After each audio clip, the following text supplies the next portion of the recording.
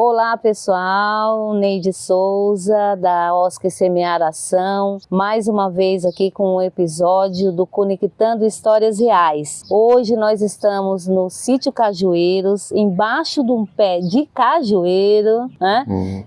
No Ipu, Ceará, Brasil. Hoje eu estou aqui com o nosso amigo Zezé, com a nossa amiga Larissa e nós vamos contar a história do Zezé. Tenho certeza que vai ser uma história empolgante, uma história que vai trazer muitas informações importantes para todos nós, principalmente no que diz respeito ao nosso projeto, o Programa da Família, que atende aí pessoas que vivem no entorno dos trilhos do trem aqui dos Cajueiros e que, através do nosso projeto, eles são atendidos, né, pelo nosso programa e pelos nossos advogados voluntários. Então é isso. Zezé, agora é com você. Eu quero que você já comece a contar a sua história, desde a sua infância lá. Como é que foi? Se apresente aí para o nosso público, nossos amigos, nossos parceiros, aqueles que seguem a Rede Conectada, Semear Ação e tantos outros aí que vão nos ver, tá bom? Neide, sobre minha história de infância, é longa, sofrida, como muitos também passaram esses momentos. A graça de Deus dos que estão vivos. Tivemos esse problema essa doença maldita que passou pelo mundo, não saiu escolhendo ninguém. E nós estamos aqui de frente, passemos, vencemos. Sobre a minha história de criança, eu sou filho de um senhor, de uma senhora humilde, como foram, repartiram, não faz parte mais essa vida aqui. Me criaram como puderam, fizeram de um a tudo. A custa de quê? Meu pai me criou como 6 filhos que a mãe teve com ele, casado, padre civil, me criou à custa de uma enxada e de uma foice. Fez o que pôde. Estava na escola, tempos passados, não era só eu, nem meu pai que sofreu tanto, mas criou. Hoje já estou uma pessoa de idade, sei mais ou menos o que eu faço, pensado, abalizado. Ainda a gente tem falha, mas aqui com lá a pessoa beleza, não para o mal. Deus, como meu pai me criou, sempre me ensinou o trabalho. Eu tinha que viver pelo trabalho como a ele, todos os filhos. Então eu fui vendo o que ele fazia, continuei também, sem profissão, novo. Nasci aqui nesse mesmo bairro aqui, onde estou pisando, com meus 6 irmãos. E já estou com essa idade e estou vivendo aqui. Sobre minha vida de criança, a vida sofrida. Meus pais eram humildes, pobres. Meu pai fez uma casinha aqui mesmo, ao lado à esquerda, com frente a essa rede ferroviária. Nasci vendo ela. E aí conta para nós como é que foi isso, porque é importante, né, a sociedade saber como é que foi essa questão da construção dessas casas próximo da linha do trem. Não tão próximas, mas dentro de uma área que pertencia pertencia à Refesa, não é isso? Então como é que foi? Quem eram as pessoas envolvidas naquela época? O que você via como criança? Porque você tinha quantos anos naquela época? 10 anos. 10 anos. O que você consegue lembrar e o que você ouviu depois dos seus pais? Conta um pouquinho para nós. Neide, com 10 anos eu me entendi, o meu pai fez essa casinha ali, à esquerda, com frente à estrada de ferro. Eu não nasci aí, nasci no outro. Meu pai morava de morador nessa época, que minha mãe casou com ele. Aí ele fez essa casinha aí, pediu a estrada de ferro, os mestres de linha enfeitou e tal. Deram, disse, faz aí, vamos fazendo. Aí ele fez. Nessa época, eu tinha poucos anos, não me lembro. Aí eu fui me entender com 10 anos. Eu já moraria com ele nessa casa aqui, ao lado, na estrada de ferro, no terreno da estrada de ferro. Mas desde que nessa época, todo mundo pedia. Todo mundo pedia. O meu pai trabalhou pouco tempo nessa estrada de ferro. Ele trabalhou pouco tempo, porque ele não aguentava o peso. Era 50 quilos um dormente desse. Tinha que tirar, acho que era 25 dormentes por dia. Nossa. E o custo de vida era fraco, o custo de vida era pouco e recebia por mês. E ele, como um pobre, não tinha resistência de criar os filhos, era poucos filhos assim mesmo, mas tinha que comer, tinha que levar o alimento para ele e a mãe e eu. e os outros. Aí ele resolveu sair, trabalhou pouco tempo. Nesse tempo, que era o trabalho da estrada, era pouco homem, eu andava num tróleo, empurrando, daqui mais ou menos, da onde eu estou, 200 metros, ao Abílio Martins. Os ferros em cima de um tróleo, 5 homens era 6, em cima de um tróleo, com toda a ferramenta, empurrando o tróleo. Ia e voltava. Aí meu pai resolveu sair e saiu. Pronto. Ele partiu para a agricultura, o roçado. Plantava, colhia, trazia para dentro de casa e fomos vivendo, e como outros também. Chegou uma época, os governos sempre, naquela época, eu não entendia, mas via falar como hoje, os governos foram melhorando a situação dos pobres. Não tinha um aposento, não tinha nada, era fome, miséria, desgraça que vivia no meio do mundo, seca. Quando chegou em 58, eu tinha 8 anos. Meu pai vivia trabalhando em roçado. Blocou um roçado lá naquele tarde, lá em cima. 40 litros de milho na foice. E fazia o que podia. Minha mãe ficava em casa, cozinhando aquele feijãozinho, meu Deus, não me lembro, chega a me dar uma dor nos meus peitos. Fica até emocionado do tempo.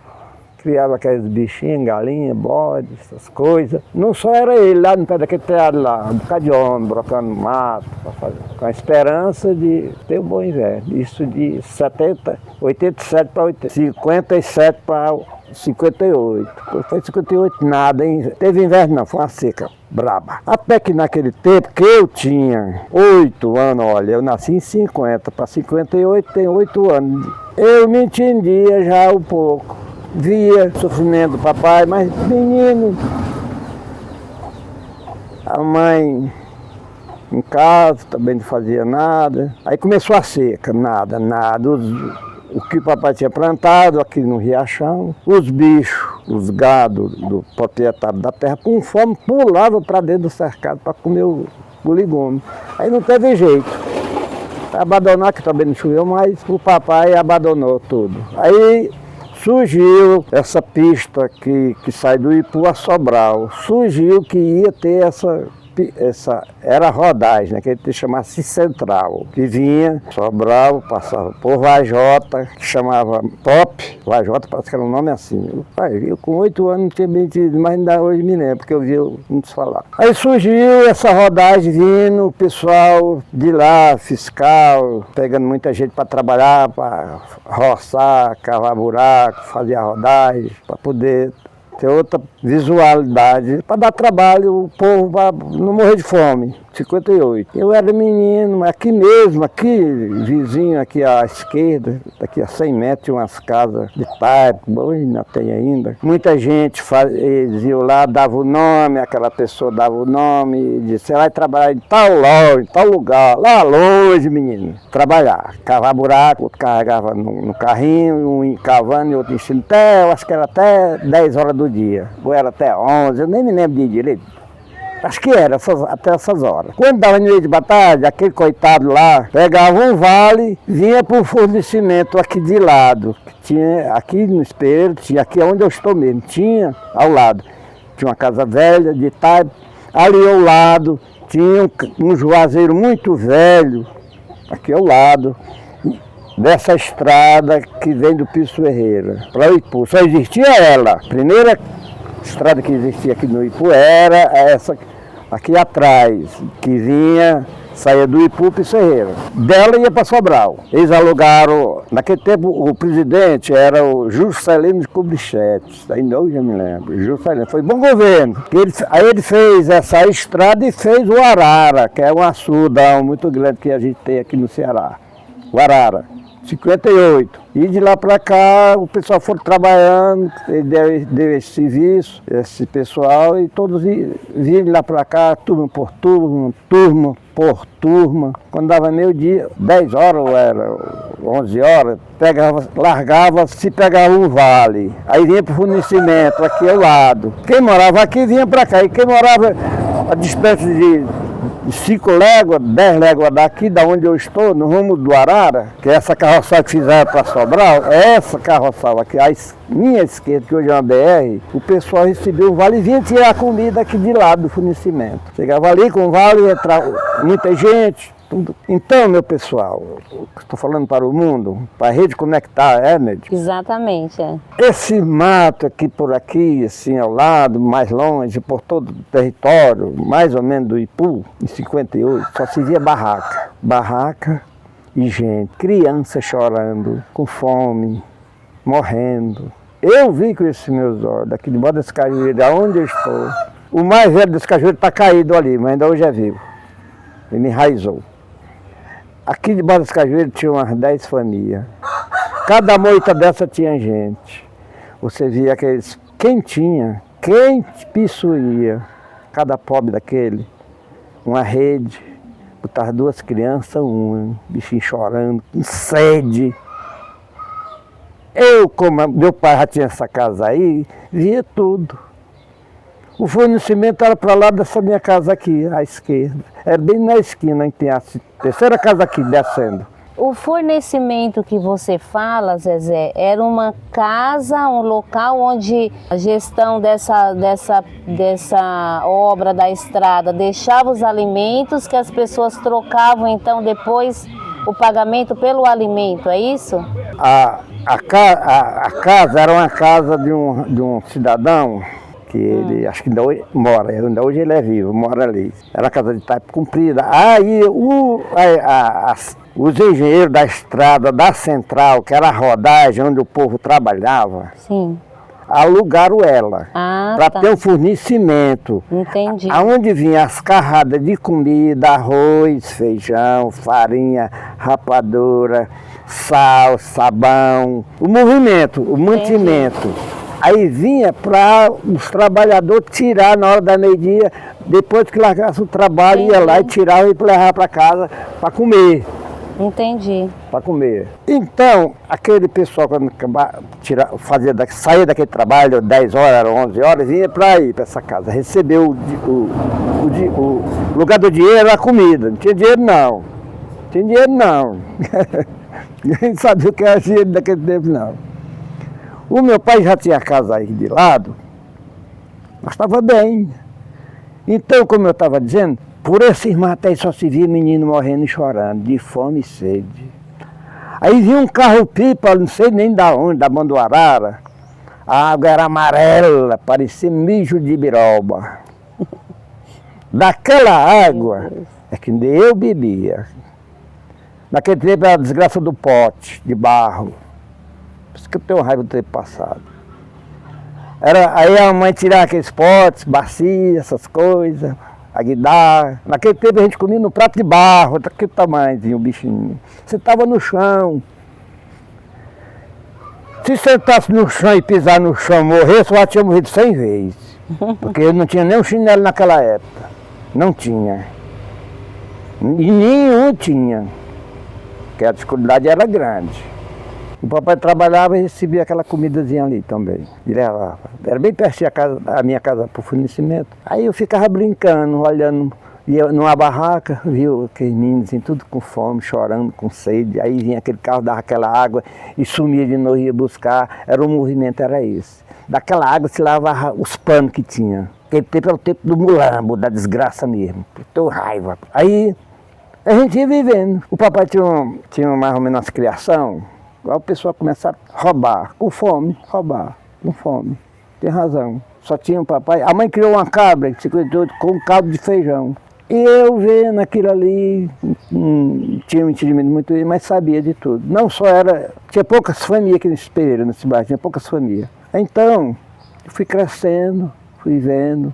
Acabou a seca, acabou o ano 58. O governo pandeu, fez o arara, que era o açudão lá, todo mundo trabalhava, e aí de lá para cá veio a rodagem, fizeram o açude para reservar água. Hoje nós temos água de lá, beleza, a água é muito boa.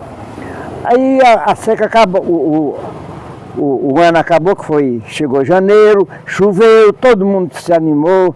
O que o governo fez? Juscelino Kubitschek, 58.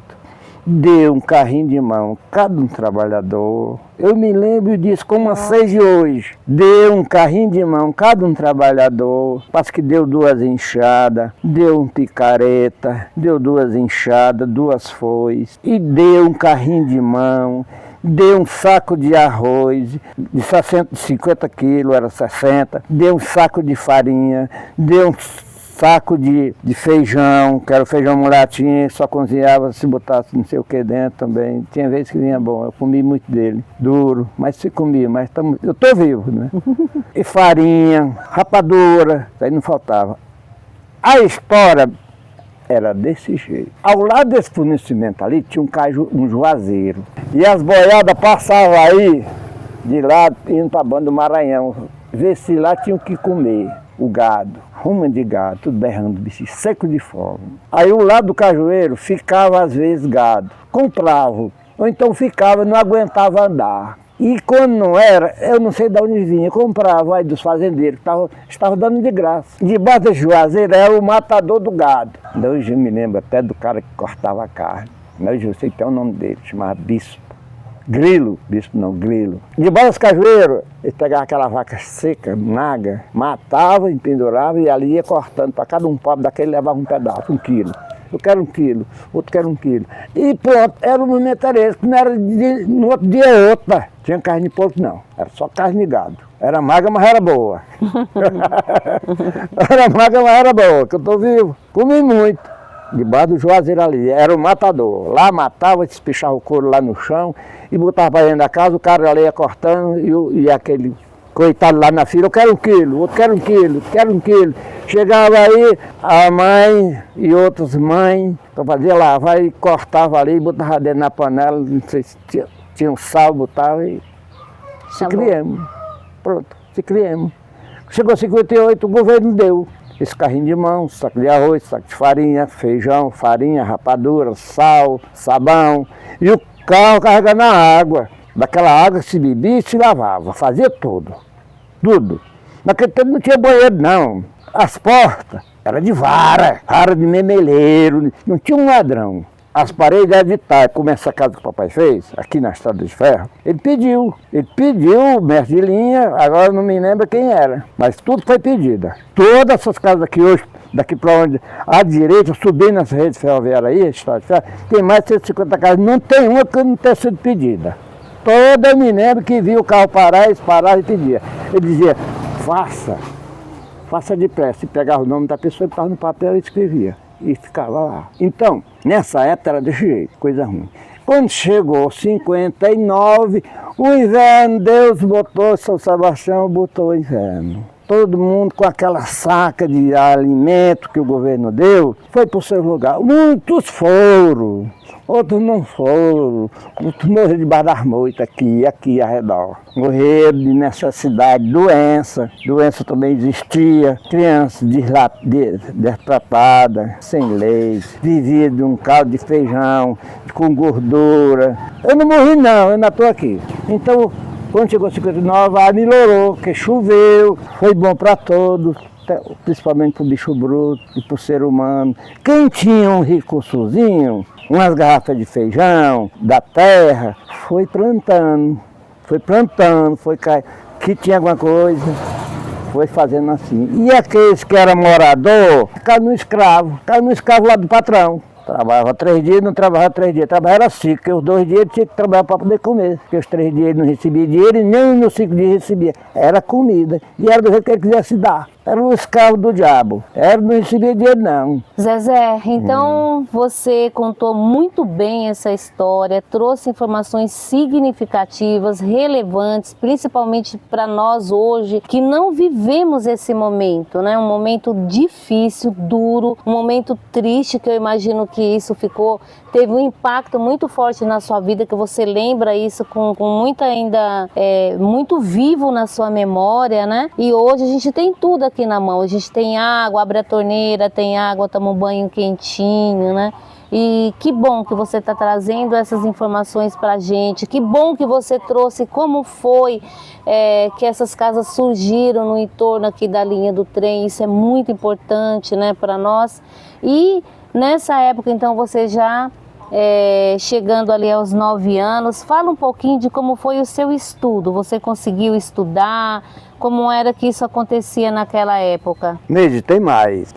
Se eu fosse contar tudo, passaria o dia. Nessa época, 59 para 58, nessa época, as coisas eram tristes, feias, mas todo mundo era sossegado. Todo mundo, toda criança sabia brincar, atendia os pais. A gente tinha o maior medo dos pais, os pais eram carrasco. Eu não sou arrependido de alguma pancada lapada, cipuada, que o papai me deu em mim, né? E nem minha mãe não. Não sou arrependido de eu ter recebido, não. Para mim, era o que ele queria, se educar os seus filhos. Eu acho que hoje devia a modernidade, tudo está mudado, mas naquele tempo era assim. Esses que estão vivos, tem pouco daquela época de 58 para cá, tem poucos vivos. Se eu dizer, como eu falei essas histórias, todos daquela época contam a mesma história que eu estou citando aqui.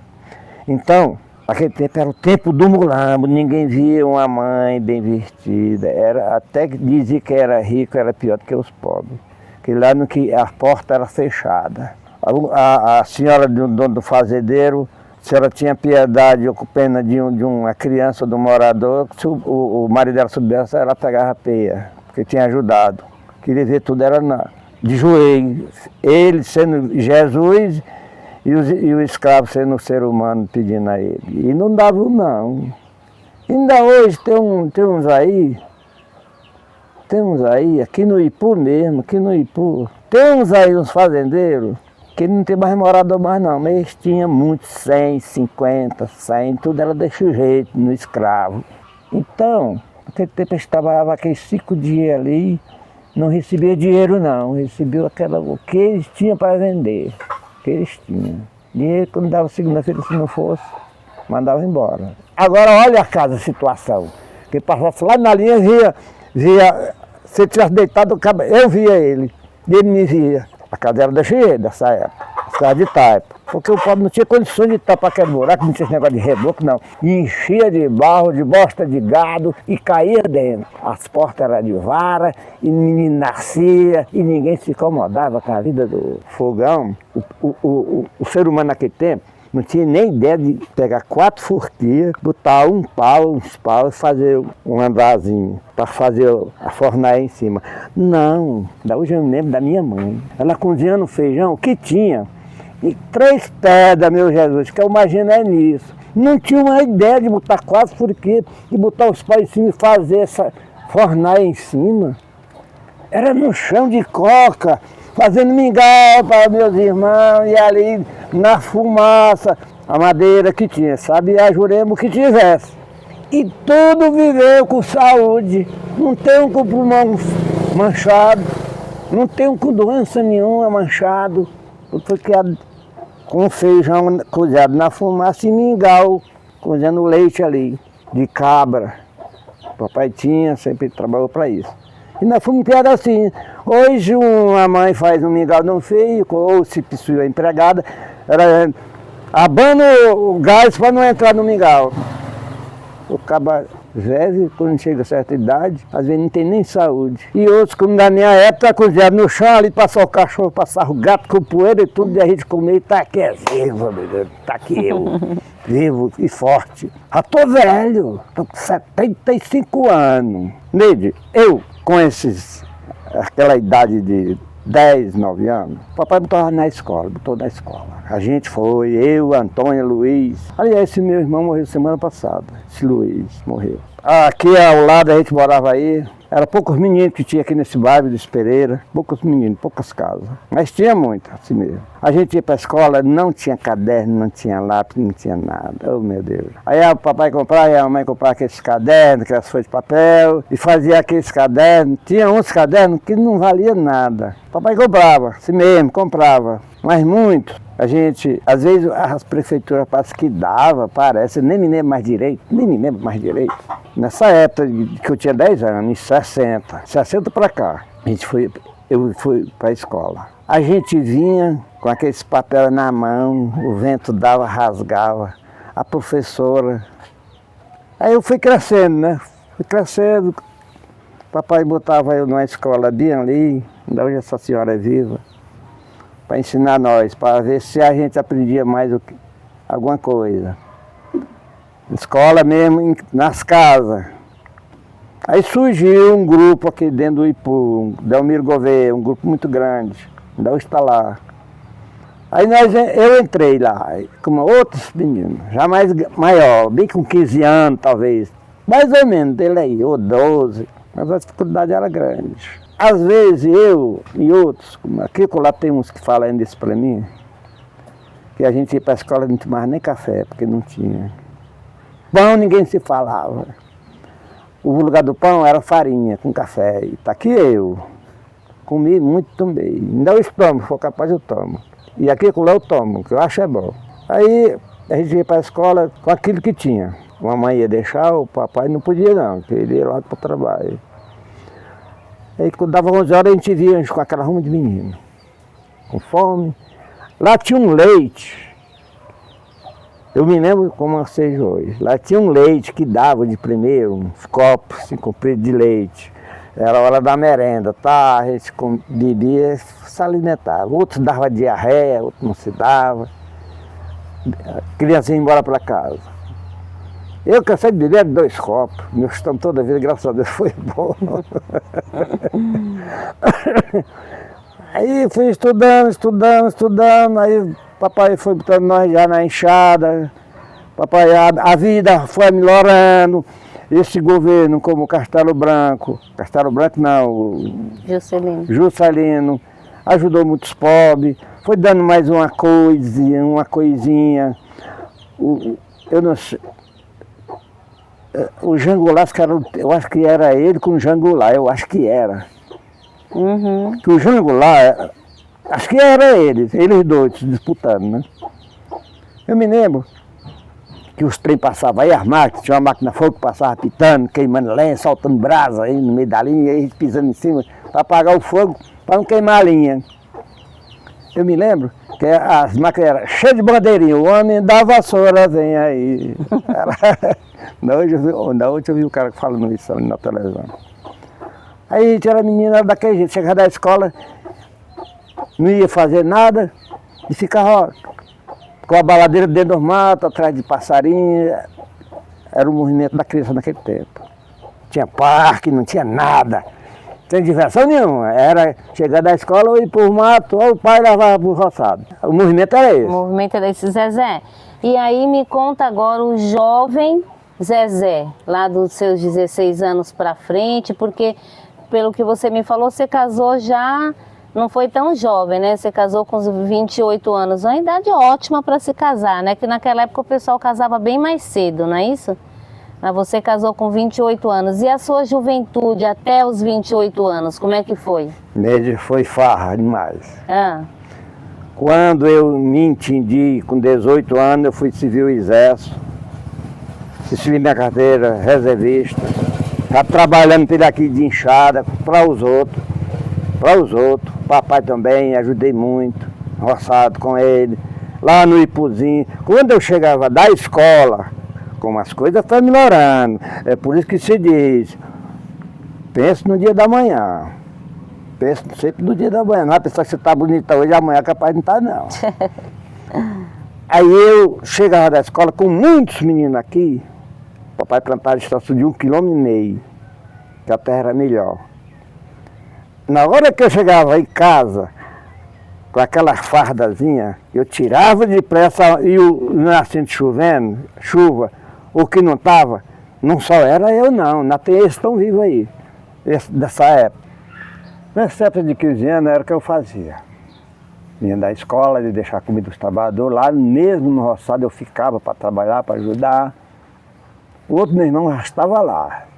O outro meu irmão se acordava cedo para bater as enxadas aí na linha, né? E eu ficava ali encolhido, com frio, deitado na rede. Bora, vamos embora para o roçado, bora, preguiçoso, bora.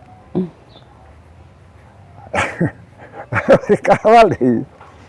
A mãe sempre botava a mão, ele não vai para a escola? Que escola? O outro meu irmão dizia isso, que escola, não aprende nada. Ficava na minha mãe, pai, botava a mão em cima de mim, eu deitado da rede, né? Rola ali com um paninho, aí ele pegava as enxadas, desabava, o papai e outros trabalhadores. Aí eu me levantava, tomava banho e ia para a escola. Quando chegava, eu deixava de comer deles. E lá eu ficava para trabalhar. Então, foi os exemplos que meu pai me deu, e minha mãe me deu, o trabalho e a escola. Sob a minha categoria como é que se diz, sabedoria, inteligência, é própria minha. Só que naquela época, a dificuldade era essa, de cada um pai, que tinha com seus filhos trabalhar, e tinha que ir. Eu fiz de tudo, fiz minha parte, eles fizeram a deles, fiz. Não bota culpa nele não. Se eu não aprendi, o tempo foi meu. Não fui atrás, mas... Aí fiz a 8ª série, que chama o 5º ano. 5º ano. Foi a idade pela 18 anos, 19 anos. Aí eu fui me entendendo, aprendi, aí fui querendo ganhar dinheiro já para me vestir, comprar meus movimentozinhos, ajudar o papai, ajudar a mamãe com algum dinheirozinho que ganhava por fora. Eu e outro meu irmão. Quando chegava o inverno a gente ia plantar, trabalhar para os outros, para ganhar, ou limpar mato também.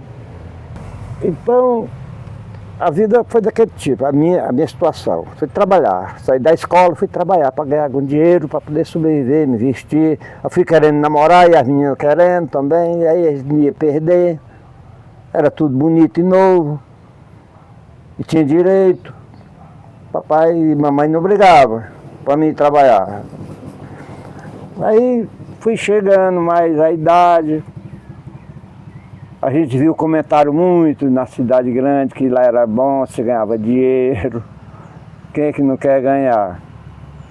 Aí eu cheguei a 18 anos, me apresentei no Exército, recebi minha carteira, tirei minha profissional. Aí já voltei com 16 anos, voltei com 16 anos, fiquei com título, voltei. Chegou 18 anos, tirei minha carteira reservista. Tirei meus documentos, botei no bolso, aí disse, agora dá para me voar por aí. Então, o papai era plantando, a situação dele era plantar. Bora trabalhar. Aí ele caiu dentro, junto com ele. No sofá dele, Luiz, Antônia, botei minha irmã. Rapaz, com o tempo as coisas mudou.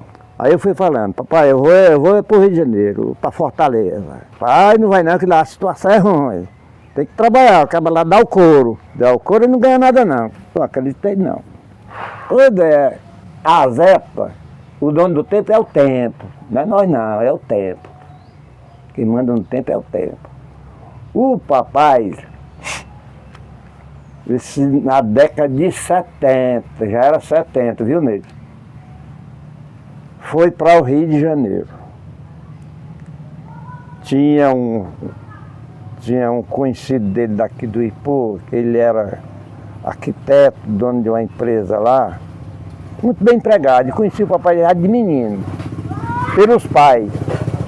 Aí o papai veio para o Rio em 1970, com outro meu irmão. Eu fiquei. Quando foi em 70 mesmo, o papai mandou buscar para o Rio. Eu fui, animado, fui. Cheguei lá, passei 2 dias, comecei a trabalhar, novo, com 21 anos, de 20 a 21 anos. Carei. Pesado que também eu pegava. Carei. O meu irmão lá era mais fraco que eu, estava encarando, porque eu também não encarava. Não só era eu. E carei lá o serviço que deu. Então, daí, o papai trabalhava naquele banco chamado BNH, Banco Nacional de Habilitação. O papai me botou lá dentro. Era uma construtora muito grande, mas tinha uma repartição de gente de especialidade, engenheiros, essas coisas, né? Escritório. Era um terreno muito grande. E tinha o prédio construindo. E eu trabalhei nesse prédio lá, fui trabalhar lá. O papai trabalhava já em outra repartição lá. Aí eu fui trabalhar na obra lá, primeiro emprego meu, encarei logo. Aí o engenheiro chegava perto de mim e disse, o engenheiro era muito, o pai do meu pai foi criado com eles, por isso que o papai tinha esse conhecimento com ele. Aí o papai tinha dito, Mimora, eu vou mandar buscar um filho meu lá no Rio de Janeiro. Manda buscar e nós bota aqui. Aí o papai mandou buscar. Ele disse, pode botar o menino para trabalhar, onde ele quiser. Fui trabalhar. Com 3 meses, a experiência era 60 dias. Eu passei da experiência. 60 dias. Logo no segundo dia, assinaram minha carteira. Com 8 dias, eu recebi, 15 dias, recebi dinheiro. Foi 15 dias, recebi o primeiro pagamento da minha carteira assinada. Fiquei alegre, né? E fui trabalhar. Com 2 meses, era a experiência, 60 dias. Saí da experiência, venci. Com mais ou menos 3 meses a 4 meses, era um duro desgraçado, o caba dava, né? De tudo que ela fazia. Lá trabalhava 450 homens, de dia e 400 à noite. Hoje está lá no Rio de Janeiro, lá na Praça Tiradentes, do BNH. Lá é uma sede do banco, lá, do Banco do Brasil, com o BNH. Era, não sei se não é. Aí o doutor Luiz Mimora perguntou ao papai, Bento, teus filhos têm alguma profissão, não? Tem não, doutor. Pois bota esse menino para estudar lá. Aí o papai falou comigo, né? Rapaz, eu não vou ficar nesse duro aí toda a vida não, eu vou aprender uma coisa. Aí procurei, rapaz, onde tem um cenáculo, lá no Rio de Janeiro, eu não conhecia nada não, conhecia nada. E dá trabalho até 10 horas da noite. Das 7 às 11 meio-dia, às 10 da noite. Aí eu procurei, encontrei o cenáculo lá na Praça da Bandeira. Aí falei com o mestre, que é o dono da turma, aí ele disse, tem que falar com o Mimora. Aí eu peguei ele lá almoçando lá no refeitório e falei, sou filho do fulano. Ah, é bom, ele está de casa. O que era? Doutor, é porque eu encontrei uma aula lá e eu tenho que aprender a profissão. Eu não posso ser engenheiro, posso até ser. Ele achou graça. Mas e o que era? Eu queria pedir ao senhor que o senhor desse uma ordem aí para mim largar 6 horas, 5 horas, para mim estudar e ir lá para o Senac, aprender lá uma profissão. Aí, boa ideia. Aí deu a ordem, eu fui. Comecei, parava 5 horas, tomava banho e desabava. De ônibus. Tinha que pagar o ônibus de volta. Mas daqui no Ipu, mais. Aí eu fui estudar, tirei um curso de eletricista, curso de pedreiro. Aí entreguei a esse, rapaz, tu é fazendo do Ipu mesmo. Entrega o Matias, que era o outro mestre, chefe dos mestres. Aí entreguei, rapaz, você vai começar agora mesmo. Vai lá pro refeitório, tira essa farda aí, pega um capacete azul e uma bolsa de ferramenta. E eu vou lhe apresentar lá em cima, lá no 16 andar. Aí eu fui, aquela turma trabalha comigo, pra você ver. Tá tudo com inveja, né? Ah, o cara saiu da turma, e aí, o que o cara é, eu não disse pra onde ir, né? Aí lá vinha com a bolsa do Senac, o Senac me deu uma bolsa com toda a ferramenta, tudo para me trabalhar. Aí o mestre, quando me botou lá na turma, eu mandei brasa, fui para frente. Com 15 dias, aí pediram minha carteira, com 15 dias aí minha carteira assinada como pedreiro, já tinha saído de servente. Olha aí, fui ganhando 1,2 conto. Fui melhorando, eu fui ajudando o papai, de lá para cá, a mãe aqui. A mãe não tinha vontade de ir embora para lá também. As coisas foram melhorando. Quando eu fui me entendendo, lá o negócio de andar demais não prestava, que eu vi o resultado dos outros colegas de trabalho, a situação deles. Eu não era e nem fui muito saliente, assim, ser o primeiro da fila, não. Sempre eu gosto de deixar 3 ou 4 da frente para poder chegar. Coisa muito cobiçada, não era muito chegada assim, não. Eu ficava de longe só observando. Aí eu fui procurando namorada por lá, arranjei, encontrei. Tive um caso com a senhora também lá, com a menina, lá no Rio. Ela teve uma filha minha, da hoje essa filha está lá. Ela tem 44 anos, ele aí. 44 anos, 43 anos. Acontece que o dono do tempo é o tempo. Eu era um cara que também bebia, gostava. Se eu encontrasse na rua, eu não dispensava. Era um cara cowboy mesmo. E eu encontrasse na rua, eu não sabia, só era casado da porta para dentro. Lá fora eu era solteiro. Aí a pessoa sempre me sonha de um, quem manda é o tempo.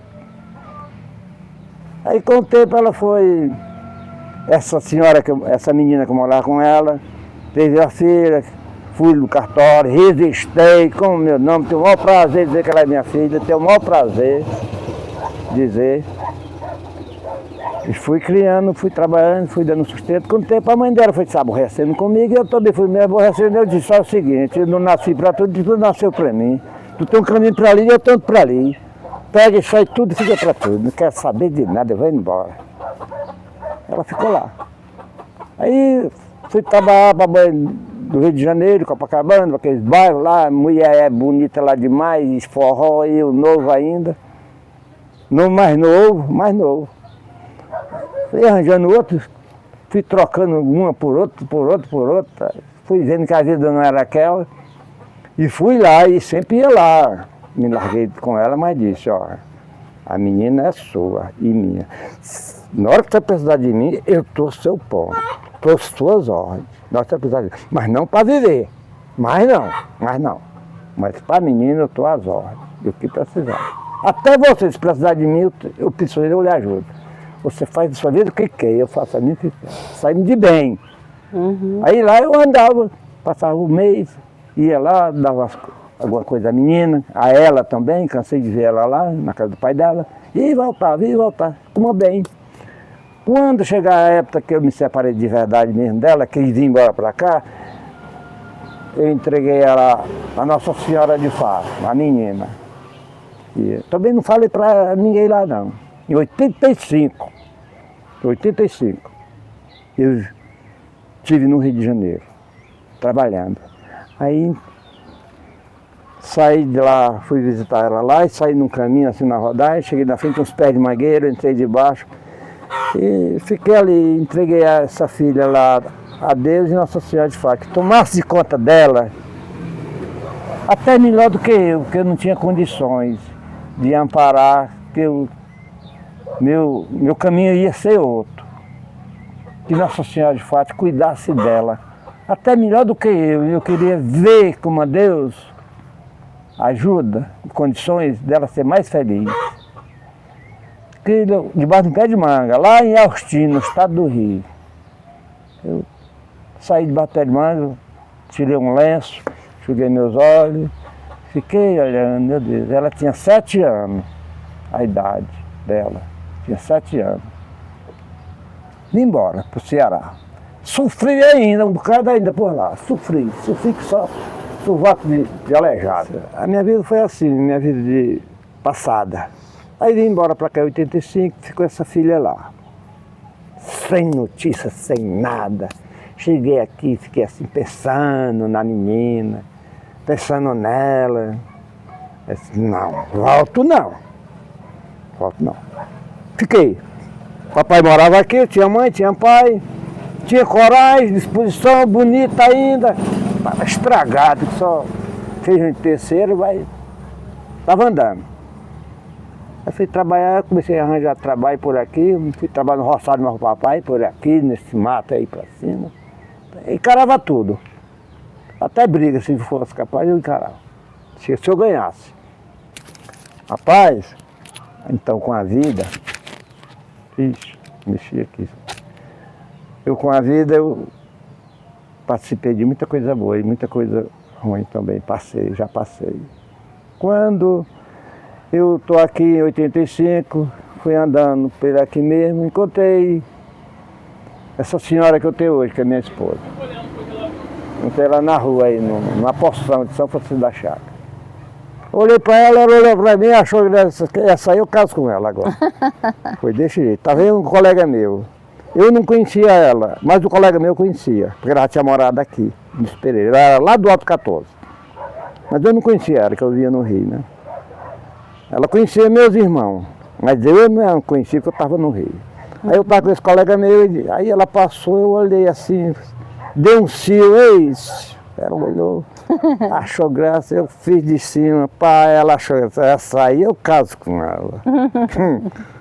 Aí o colega meu disse assim, rapaz, eu conheço essa menina aí. Conheço, conheço. Quando as coisas têm que dar certo, dá.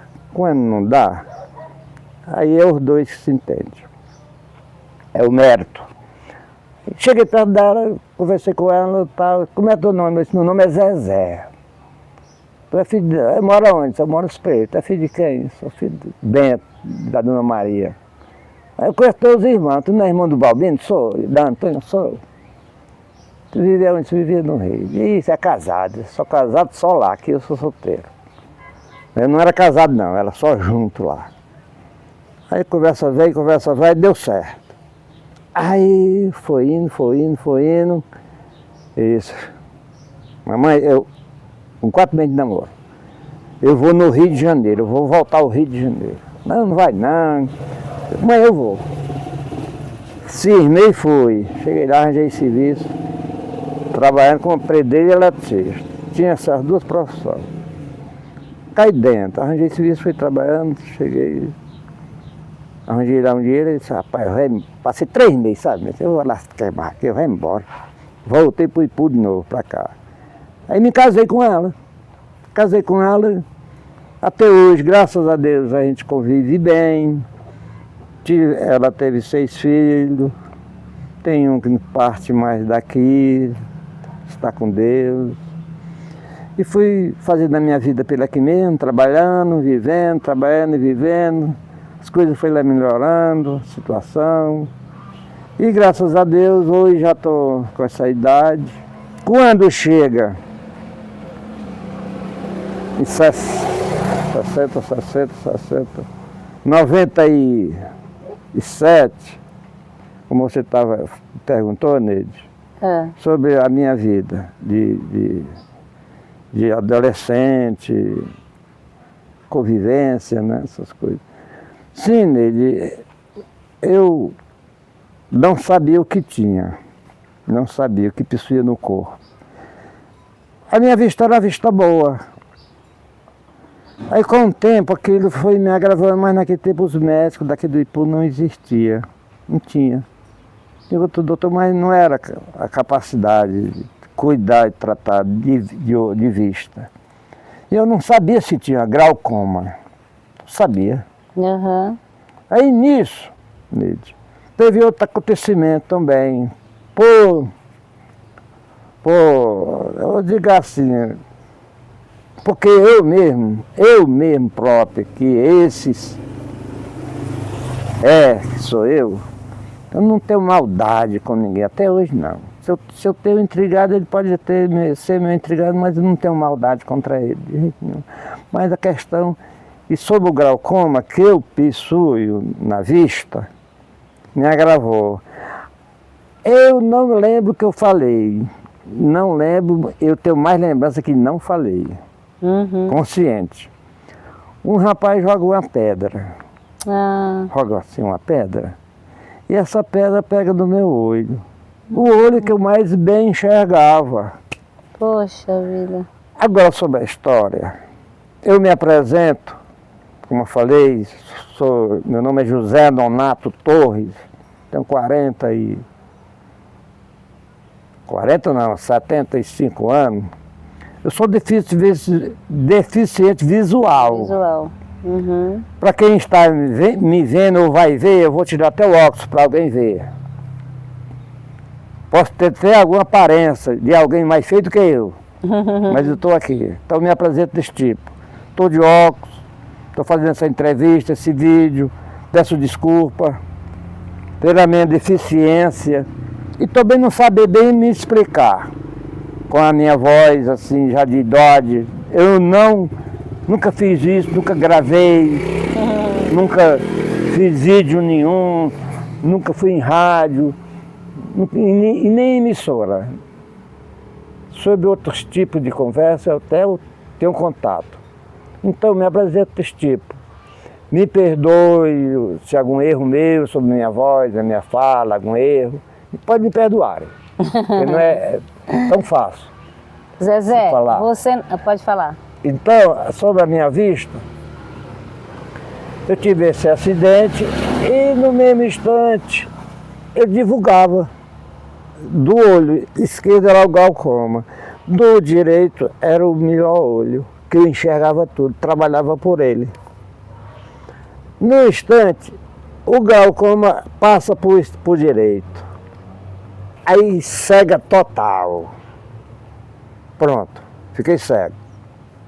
Fui aos médicos, aqui do Ipu, fui em Sobral, fizeram a cirurgia, botaram uma lente, isso em 73, 1993. Está com 27 anos, 24 anos por aí, 93, 97 anos, ou 27 anos por aí. É, né? É. 93? Ih, rapaz, está com 30 anos. Está com 30 anos, por aí. Aí eu fiquei deficiente visual, sem enxergar nada. Aí me aposentaram.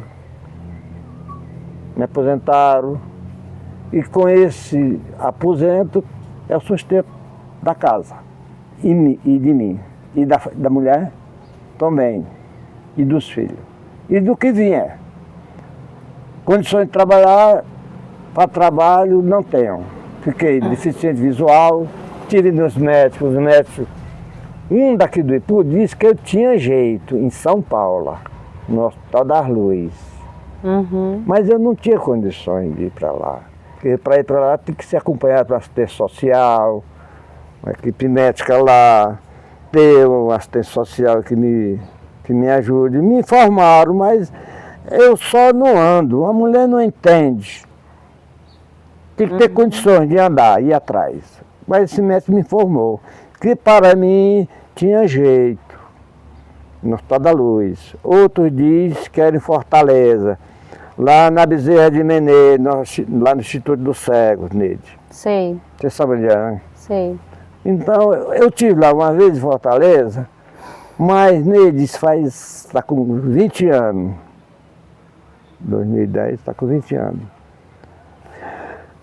No dia que estava marcado para mim ir lá para a Bezerra de Menezes, lá para o Instituto dos Cegos, estava uma chuva tão grande em Fortaleza que a casa que eu estava com meio metro d'água. Meu Deus. Aí eu, com medo, não fui, perdi a consulta. Que ia analisar minha vista, se eu tinha condições de uma córnea, transplante, negócio assim. Não fui, eu também não fui mais. Mas se hoje aparecesse, como eu estou falando, para o mundo, para a rede conectar, uma clínica, um astologista, que tivesse, ou uma empresa, um empresário, senhor cidadão, um empresário, que tivesse, que tenha o hábito de solidariedade, me ajudar, eu queria enxergar. Quem que não quer? Sim. Seria uma grande verdade de um ser humano ver a beleza que Deus deixou do mundo, a natureza. E era um dos recursos que temos é uma casa dessa. Só que a Rede Conectar se ajuntou com a rede de advogado, não é o nome? A Graziele Tavares, A Graziele, doutora Graziele doutor Tavares, Ézio, doutora Jamile. doutora Jamile, o OB. Isso. Tomaram a causa por nós, porque nós não tínhamos condições de pagar um advogado público. Privado. Privado. Desculpa, privado. Não temos. Esses advogados que eu falei, e outros, a Rede Conectar e nós, pelo o mérito de uma calamidade que nós estávamos necessitando, a Rede Conectar conseguiu, para nós, rebater as audiências não, os maus censuramentos que tiveram contra nós. Porque cada uma casa dessa que temos aqui foi pedida. Eu cito até o nome de uns mestres de obra que deram. Tenho até prova de alguém, só tem um da Estrada de Ferro que é vivo hoje. Ele é o primeiro a dizer, já está velhinho, está com quase 90 anos, mas se lembra de tudo isso. Eu conheço ele ainda. E ele sabe de todas as suas histórias aqui, mais do que eu, que ele tem 90 anos. Um homem que mora bem aí. E a Rede Conectar, quando chegou, foi para ajudar. Então nós se juntamos, se unimos, que nós sozinhos não tinha ninguém. Então, esses advogados nos ajudaram, foram para Fortaleza, foram para Sobral. Nós conseguimos se aplumar o nosso ambiente de morada. E outra, nós não refugamos nada ainda não. E refugamos, sim. O terreno não é nosso, não. Mas a casa é, sim, como tem até a Casa Minha Vida, que fizeram para nós. Esse presidente atual que está aí, do outro mandato dele. O que acontece? A Rede Conectar tirou o cadastro de cada um desses moradores aqui, da Estrada de Ferro, entregou para os advogados tomaram a causa, foram lutar por nós, ninguém sabe como é que está. Voluntariamente, né? Voluntariamente. Os advogados voluntariamente. Eu não vou dizer que está ganhando a causa. Me entenda bem. O terreno é da estrada, mas as casas são nossas. Quem deu foi alguém que trabalha na estrada. Nós não fizemos elas à toa, não. Sem pedir, não. Foi pedida. Cada uma delas, tem certeza que o cara vai dizer o mesmo que eu estou falando. Acontece. Nós exigimos, em retorno, uma morada. Pronto. Só outra casa. Do mesmo modo como essas são, nós merecemos, será possível, nós não merecemos uma casa durante uma vida, tendo uma e sair perdendo, não. Mas com os direitos humanos, ele está vivo. Os direitos humanos, ele está vivo. E nós somos humanos, é o que possuímos durante uma vida. Então, esses advogados, graças a Deus e a ONG Conectar, como associação de ajudar, seja a quem for, eles voluntariamente estão ao nosso lado, lutando. Nós não estamos querendo tomar, nós estamos ocupando só a morada. Agora, se quiserem tirar nós, ó, meu pessoal do mundo inteiro, quem vai me ouvir, a história é essa. Não estou levantando mais nem diminuindo. Porque eu já vi advogado dizer que eu, perante um juízo ou um delegado, eu posso diminuir, mas não posso aumentar. E eu não estou nem aumentando nem diminuindo.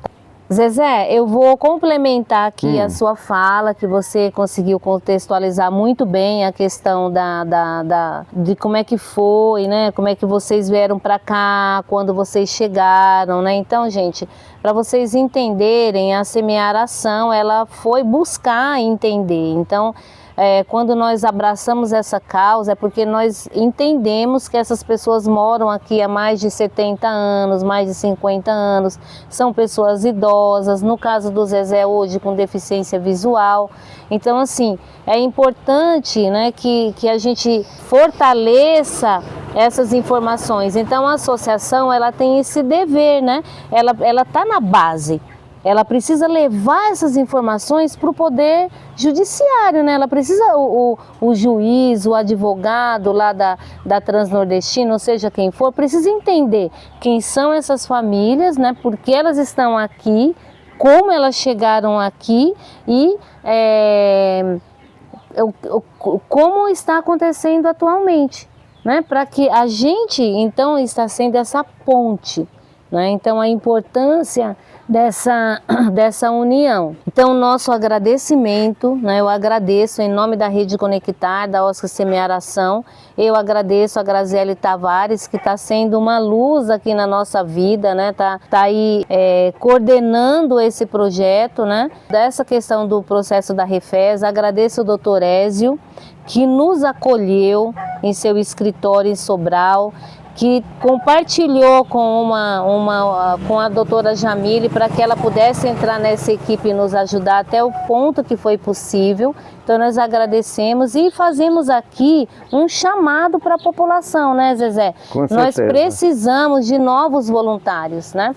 A doutora Graziele está vivendo um outro momento agora e ela precisa de voluntários. Então você é advogado, é do IPU ou não é do IPU, e tem interesse nessa causa, entre em contato conosco através do nosso Instagram, @redeconectar, mande uma mensagem, tem várias formas de entrar em contato conosco.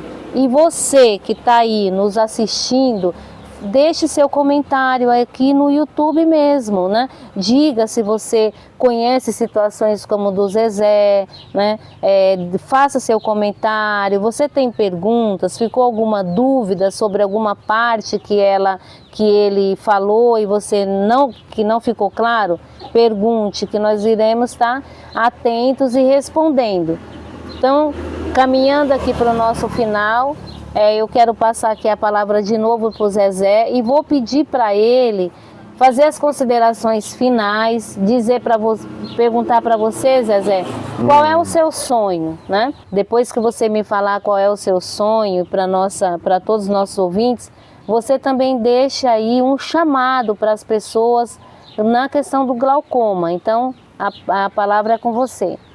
Meus irmãos, sobre o nosso sonho, eu acho que o maior sonho do ser humano é viver e ter uma vista que eu não tenho. O meu sonho era esse, me realizar.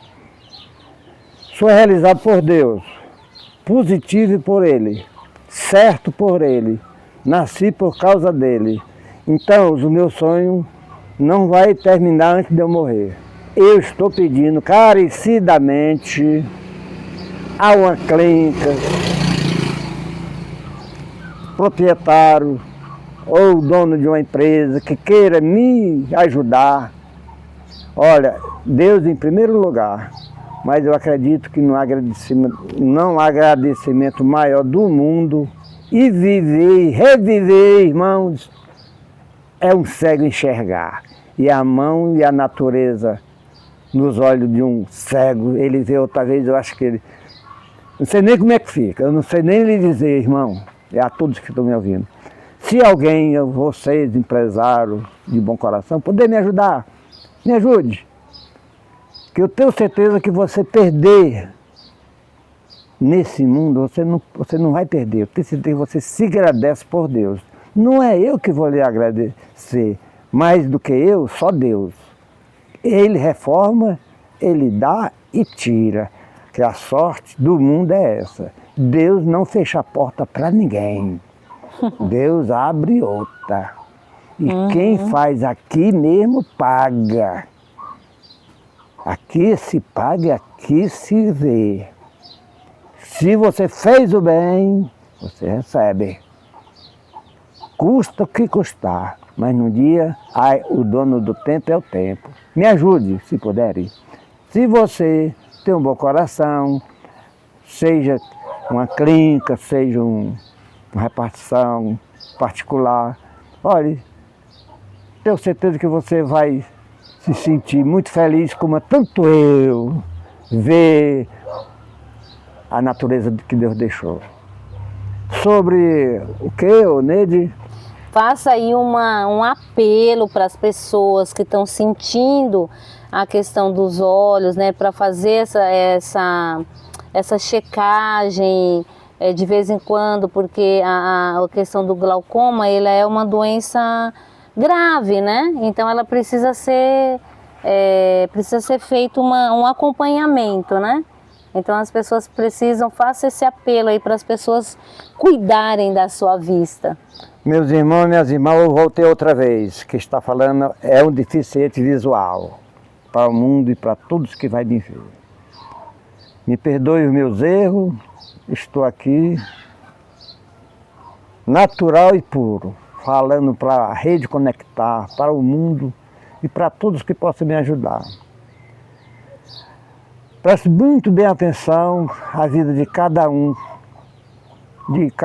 seja cada um por um, e cada um que se cuide. Meu irmão e irmã, essa doença, glaucoma, ela vem bem devagarinho, que a gente nasce nem sabe se pisou. Mas eu sou uma pessoa já das antigas, naquele tempo era o tempo do cavalo, da coice interna de gente. Hoje ninguém quer mais nem usar isso, cavalo. Anda de moto. Cavalo virou moto. O glaucoma, meus irmãos, que eu vou pedir a vocês, alguém, essas crianças que nascem hoje, os pais, mãe, tenha muito cuidado no visual de uma criança, ou que a pessoa já seja grande, que sentir algum problema na sua vista. Isso é um conselho, um pedido desse seu amigo velho que está falando aqui, se chama Zezé. Se cuide, vá no médico, procure, porque quando essa doença glaucoma ela chega, ela vem bem devagarinho. Você vai vendo, como eu passei, tinha momento com a minha idade, de eu sentir assim um fechamento no meu olho. Aí eu suado, não ligava, eu imaginava que era suor que entrava no olho. A questão não era. Aí aquilo parava. Aí eu suado, sangue quente, dava de novo. E eu dizia, pensava, passar o dedo no braço, suor. Mas não era o suor, era a doença, já provocando, né, fechando a mina do olho. Então, um conselho que eu lhe dou, você que está me ouvindo, vá sempre ao médico, você sentir alguma coisa, vá no médico, no começo tem jeito, ou quando está bem meio avançado, nem é lá, é regular, né? Tem uns coleiros que usam, é muito caro eles, são muito caros, é de R$200 para lá, esses coleiros de controle. Mas a pessoa se cuidando cedo, meus irmãos que estão me ouvindo, vá sempre no médico, ter cuidado, porque é muito ruim, ela chega de uma vez. Quando chega de 45, ela fecha de uma vez, à vista do ser humano. E se cuidando cedo, sempre é melhor. O conselho que eu lhe dou do velho amigo seu, nós estamos em 2025, 14 de fevereiro. Eu agradeço a todos que estiverem me ouvindo. Tem alguma coisa, Neide, a falar? Eu quero agradecer a todos, agradecer a Larissa que está ali do outro lado, tadinha. De vez em quando tem uma formiga, pessoal, que passa aqui, ó, que nós estamos numa zona rural, então vocês estão ouvindo as galinhas cantarem, vocês estão ouvindo as motos passarem, é a vida real, a história como ela é a história da vida real, né, Zezé? É a história da vida real. Aqui, olha, o cenário é o terreiro da casa dele, né, e já a gente vai mostrar ali outras imagens, mas é isso. Nós agradecemos, agradeço você, Larissa, agradeço a todos os nossos parceiros da OSC Semear-Ação, da Rede Conectar. E olha, pessoal, achei bonito o Zezé fazer esse apelo, né? Um sonho dele, querer ver, querer enxergar, querer olhar de novo a natureza. E se você tem interesse de ajudá-lo, fale conosco através do nossa instituição mesmo, Semear-Ação, através do nosso Instagram, @RedeConectar, através do nosso WhatsApp, que eu vou passar o meu, inclusive, viu, Zezé? Certo. Se alguém em qualquer lugar do mundo quiser ajudar o Zezé nesse sonho dele, o meu celular é 11 9 3001 4230. Neide Souza, sou hoje presidente da OSC Semear-Ação. Tá? Então, são formas diversas que vocês têm de nos ajudar. Diga de novo. 11 9 3001 4230. Mas hoje, Zezé, com a facilidade que tem, quem quiser fala conosco. Amém. É só deixar um recadinho lá no Instagram, Amém. é só deixar um recadinho no YouTube. Sempre tem um jeitinho de falar conosco. E você que está aí, que quer ser um voluntário, assim como eu, que sou uma voluntária, assim como a Larissa, que é uma voluntária, que quer se engajar nos projetos da OSC Semear Ação, também venha, nos procure. A OSC Semear Ação, ela atua no eixo da saúde com o programa Maria Joana, atende pessoas com deficiências, acamadas, sequelados, tantas pessoas que hoje precisam do cuidado da área de saúde, e nós temos aí um grande parceiro que atua nessa área da saúde com a OSC Semear Ação, que é a rede de supermercado Dois Irmãos, agradecendo imensamente o apoio deles, o apoio financeiro, o apoio de equipamentos, né? Isso é muito importante para nós. Sem eles é difícil, sem os nossos parceiros é muito difícil a gente ter esse fortalecimento dos nossos projetos. Temos aí também a R3 Distribuidora, agradecemos imensamente a Amém. R3 Distribuidora, que também é um parceiro que contribui financeiramente Amém. para a sustentabilidade da instituição. Agradecemos o Dr. Damião, Amém. né?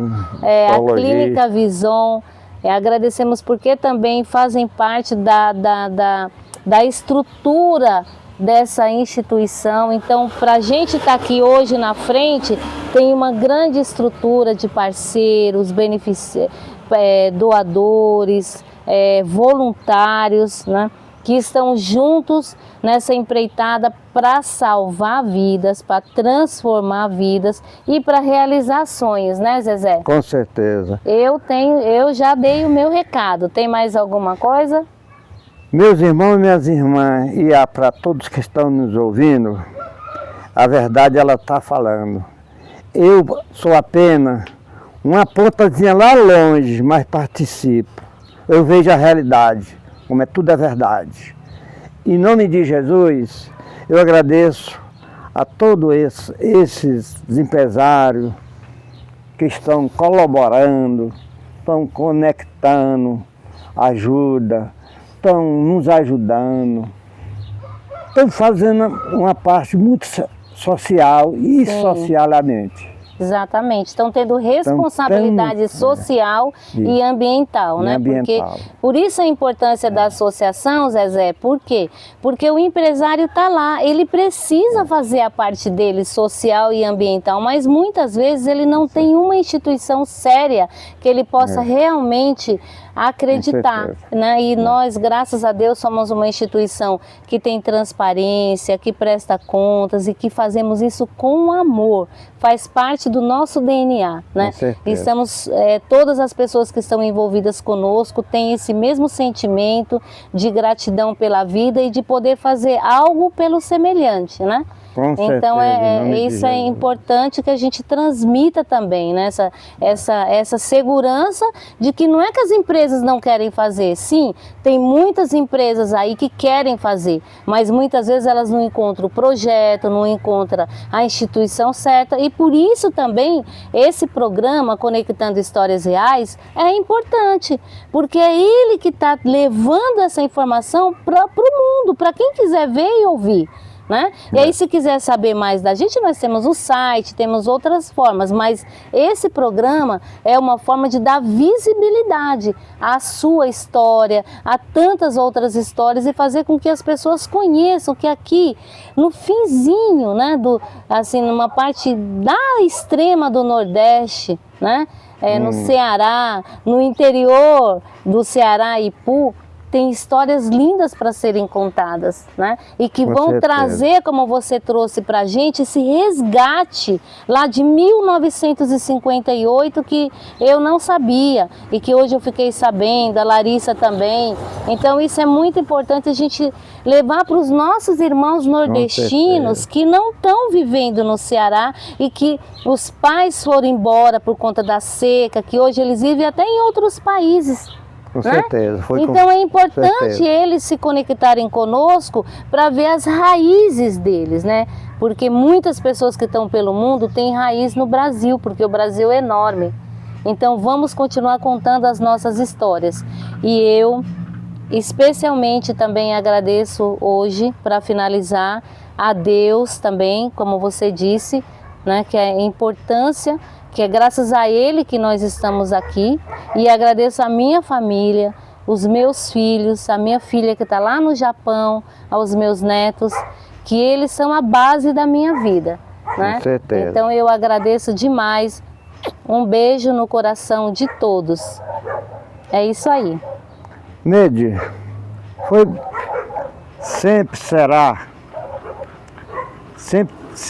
e terá uma senhora de fibra e conhecimento com a causa, como nem você. E todos os componentes que faz essa rede conectar, os empresários, o mesmo nós que somos as pessoas que damos a contribuição como sócio, da associação. Porque se existe associação e não tem o componente, o membro, ela não vai. Exatamente. Você falou muito bem. É uma associação, não está se arrastando para o mal, ela está fazendo um benefício ao bem. O empresário que queira nos ajudar a se associar, desculpa, é uma boa ideia, porque você está vendo a própria presidente falando e pode pesquisar os projetos que a associação tem. Cuidar de idosos não é fácil, hein? Fazer um alimento para um idoso, tem que ter gente. Trabalhar com o meio ambiente, que é fundamental, né? Tem que ter gente. Tem que ter gente. É isso aí. E alguém só ajuda, só faz sua parte, se vê resultado. É. Só se tiver. É como igual uma prefeitura. O prefeito, os vereadores não precisam do prefeito, não. Quem precisa dos vereadores é o prefeito. Ele só traz se os vereadores assinar. Assim a associação. Ela faz o projeto e a associação confirma, e os componentes, que são os empresários, ajuda e apoia, né? Porque muitos acham que é falcatrua, que o mundo está cheio de mentiroso. Exato. O mundo está cheio de mentiroso. E isso, poucas pessoas às vezes têm a boa vontade, mas não tem um projeto. Porque as coisas só prestam com um projeto. Exatamente. Real e realista. Ele falou uma coisa muito importante, agora vamos encerrar mesmo, que é importante a gente dar esses depoimentos e falar do nosso site, pedir para pesquisar. Isso, por quê? site. Porque tem muita coisa errada, né? Então a gente tem que provar que a gente, além da gente fazer, voluntariamente, a gente tem que provar que nós trabalhamos com transparência, que nós temos dignidade em tudo que nós fazemos, nós trabalhamos de forma humanitária, né? Pois é isso. Vamos lá. E pedimos mais. Muito obrigada. Pedimos mais. Muito obrigada por tudo. E tchau, tchau. Obrigado, meu povo. Que Deus é bom e Ele sempre está no meio de nós. Jesus, muito obrigado. Amém.